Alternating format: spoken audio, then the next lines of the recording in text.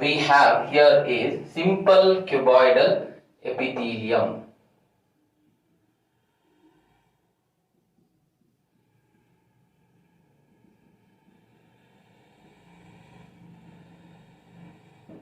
So first let us understand the structure of these cells.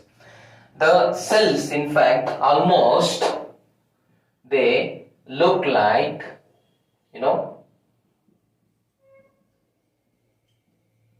cubes, cube-like. Alright? So that is why the name we have given as cuboidal epithelium.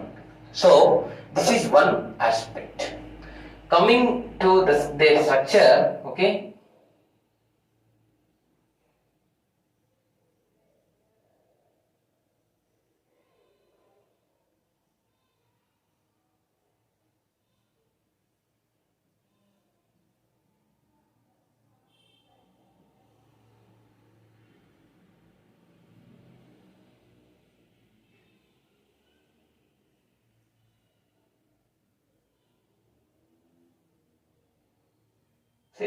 They roughly look cuboidal, okay, and they have a large centrally placed nucleus, dear students.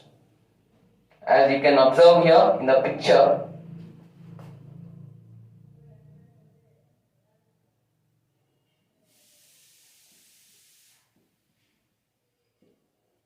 so this is the nucleus, and the cytoplasm is very clear and it is very prominent. A very large cytoplasm can also be seen here. So these are cuboidal cells.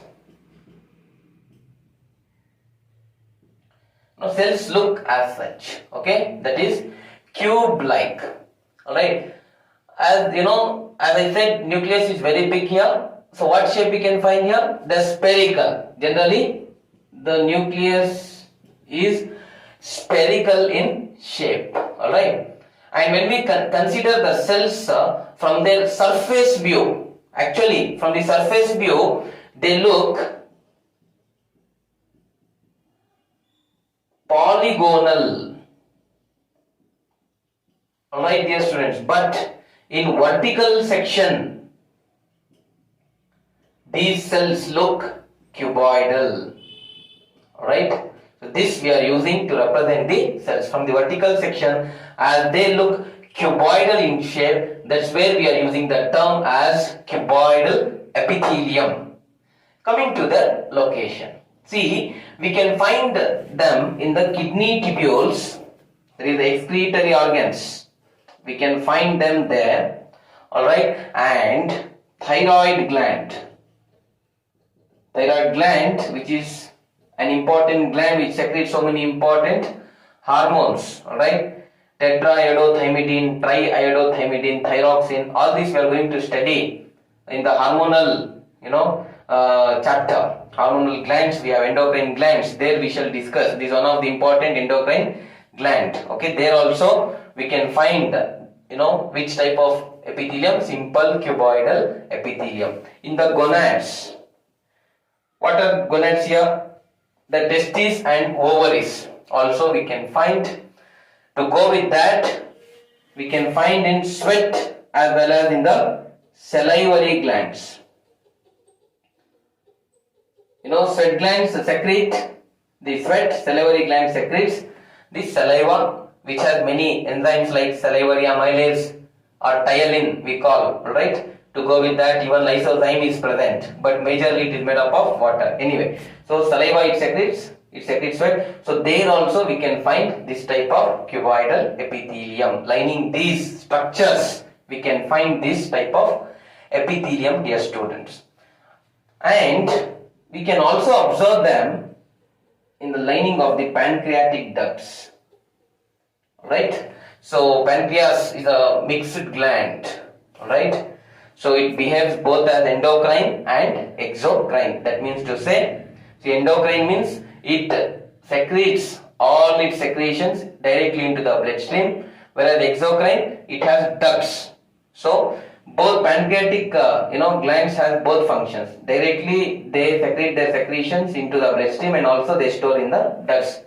Alright. So in the pancreatic ducts, we can find these type of epithelium. Alright. So this is their location. And furthermore, let me tell you, in salivary glands and sweat, it is non-secretory. They do not perform the secretory functions. They do not help in any secretions. Alright. But remember one thing, especially in sweat, salivary and thyroid glands. Alright.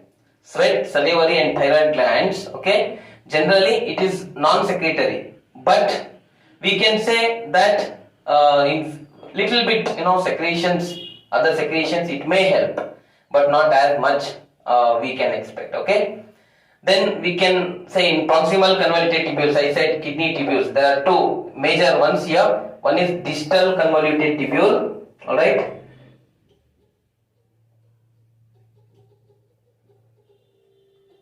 And second is proximal convoluted tubule. So in these both kidney tubules, as I said, we can find the simple cuboidal epithelium. Okay. So in these two tubules, they have numerous microvilli. The projections, right, arise from the cells, free ends, right? We call them as the microvilli. Remember that. And in the ovaries and seminiferous tubules also you can find. That means I said gonads here. Gonads, which region? You can say in the gonads, okay. In case of testes, it is seminiferous tubules. This is in the case of testes, alright. And also we can find them, okay, lining the ovaries, okay. So forming in the ovaries and seminiferous tubules, lining the ovaries and seminiferous tubules, they form the germinal epithelium. So as we all know, germinal epithelium is important for the formation of germ cells, from which the gamete formation, the sperms and the eggs, alright, will form. That's where, so we can say that simple cuboidal epithelium also helps in the formation of gametes. So these are few important aspects you need to remember. Okay, functions in simple, we can say they are protective in function. Okay, they help in protection. As I said, they generally don't perform much of secretory functions in sweat and salivary, but little bit, especially in case of thyroid, they can perform. So we can just include secretory function here. So secretion can also be included. Alright, they also perform the absorption roles. Alright, absorption of certain molecules inside the cells, they also perform. And finally, as I said, they help in gamete formation or sex cells formation. So these are the major functions: protection, secretion, absorption and gamete formation. This is about the simple cuboidal epithelium.